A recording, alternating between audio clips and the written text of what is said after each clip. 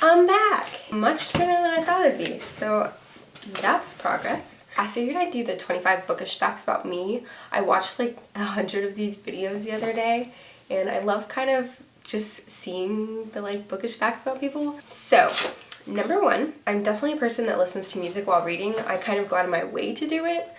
There's this, I don't know what it is, but ever since I was in middle school, I kind of associate one song with a book, and that kind of helps me remember how I was feeling or the state I was in when I was reading that book. So in late middle school or early high school when I was reading Keeping the Moon by Sarah Dessen, I can still remember listening to I'm Yours by Jason Mraz, and it just brings back all these feels, and I love it. Number two, and also, I'm not going to do this because then I'm going to get to 25, and then that won't work. I definitely am someone who prefers paperback over hardcover. I hate the feel of hardcover. I hate how bulky they are. I have hardcover, of course, but 100% prefer paperback. Number three, the only like release party I've ever been to for a book is Breaking Dawn Part 2, so the last one, and I loved it. I made a shirt for it, which I was almost about to get rid of, but I have it, so I'm going to show you. I'm going to go get it. Okay, y'all have to look at this, because I don't even... Anyways, you have to see this. It says Breaking Dawn in black and blue paint, and I literally wrote the release party and the date. So yeah, it was August 1st, 10 to 12 a.m., summer 08. Holy crap. That was 7 years ago. Holy shit. And then I wrote a stupid shiny Volvo owner on there, and then Team Edward, of course. OCD, which was obsessive colon disorder. But yeah, that was a thing. Number four, I've participated in NaNoWriMo twice so far.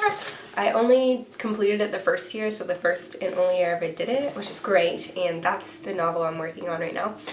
And the second year, I got pretty far. I think I got to 30,000 words, and I absolutely love that story as well. But that's on the back burner before I finish the first one, because priorities. Number five is that I've never really listened to a full audiobook before. I don't know, I can't really get into the audiobook thing. I get so distracted. The only thing I can do pretty much is laundry. So number six is kind of a weird one, but time really throws me off in books. I don't know why, but when I'm reading a book, I kind of don't want to think of time. I don't want to think of how long it's been since something happened. So I'm reading the fifth book in the Mortal Instruments series, and it's telling me that it's been 6 months. It has been 6 months since Clary first found out that she was a shadow hunter. So I just feel like 6 months, that's it. Everything that has happened has been in 6 months. Like you and, well, I don't want to give any spoilers. I'm sure everyone knows. But yeah, everything that's happened between the beginning and now has only been 6 months. I don't know, in my mind, I feel like it's been like 3 years, and I don't really care how long it's been, but to me, time just throws me off. And I'm having that issue with writing my book too. So I don't know, I kind of just don't want to know about it unless you're talking about like 10 years later. Number seven is that I'm a one book at a time kind of person. Right now I'm actually reading 2 books, but the only reason I can do that is because one is a book that's on writing, the other one is fiction, but I will not read 2 fiction books at the same time. So number 8 is my reading drink. It'll either be peppermint tea, which is usually in the winter time, and the other one is chai tea lattes.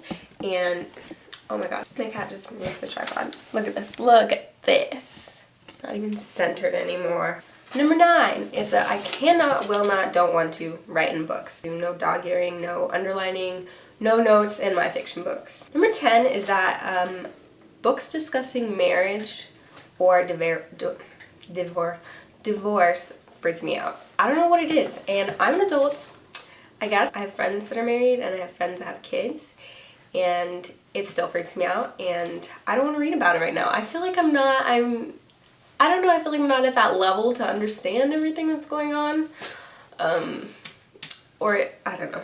Number 11, I just graduated with an English degree. My concentration is in creative writing, and then I also minored in communication. But yeah. Number 12, I totally wrote down that I was gonna figure out how many books I own. I'm not gonna do that right now. So I'll come back at you with another number. Number 13 is that I am not a fan of the colored pages. You know how they like spray paint the side of the pages or something? I don't like how that looks. I don't like looking at it. I want everything to be white, crisp, beautiful paper. Number 14, I am an evening reader. I can read during the day, but most of the time, like if I'm choosing to read, I like to read at night at like midnight. I'm a super late night reader. So number 15, I own this book. Okay, so I bought this book at half price. It's called The Encyclopedia of the Exquisite. Get off my face. Why did I buy this, you ask? I don't know. One time I was in half price and I saw this book. It's beautiful, so I get that. But it's literally an encyclopedia of the exquisite. Like they talk about, there's certain words or certain things like cumulonimbus talks about what that is, a vast, extremely dense cloud, usually producing heavy storms. So just exquisite words and things. And I don't know why the hell I bought this. I left the store, couldn't stop thinking about the book, went back and bought it. I feel like it's this like pull, like I was meant to buy this book. I don't know why, but that's something. Number 16 is that I don't really own any bookish things.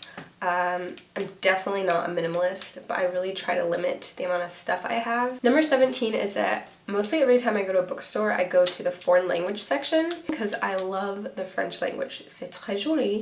J'ai étudié le français in school, en l'école. Yeah, I'm a little rusty, but I took some classes in French in high school and in college, and it's so pretty. It's such a pretty language, and so I really want to read a book in French. Not that I would understand it all, but I do own The Stranger by Albert Camus, and I have a version in English and a version in French, so I want to read it side by side. But if you have any books that you know that's in French that you recommend, or even poetry French books, please let me know. Number 18 is I can read anywhere. I can read in the car, I can read on a boat, I can read in my bed, I can read on the floor, I can read anywhere. Number 19, and I've heard some other people say this, so thank goodness, is I can never really fully visualize a character I'm reading about. And it doesn't bother me completely. I wish I could come up with a whole detailed version, but it doesn't stop me. Number 20 is that there are definitely a couple of things that turn me away from reading a book.